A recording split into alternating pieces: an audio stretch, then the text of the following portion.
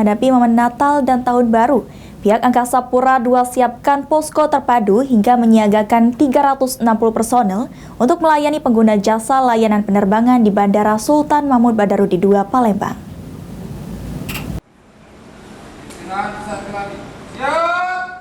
Menghadapi lonjakan jumlah penumpang di mode transportasi penerbangan pada momen libur Natal 2023 dan Tahun Baru 2024, pihak Angkasa Pura II bersama stakeholder terkait melaksanakan apel pembukaan kesiapan posko di Bandara Sultan Mahmud Badarudin II pada Selasa 19 Desember 2023.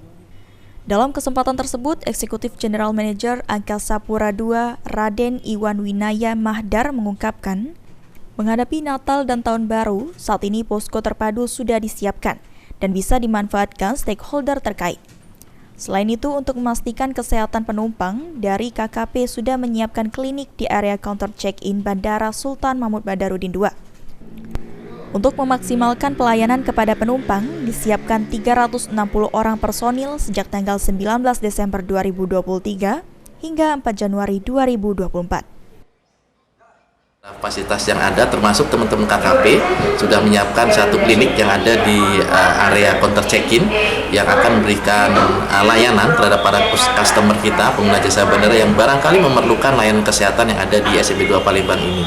Yang kedua, dari sisi SDM, kurang lebih hampir 360 personil kita sudah siapkan untuk melakukan tugas di Nataru ini dari mulai tanggal 19 Desember sampai dengan nanti tanggal 4 Januari tahun 2024.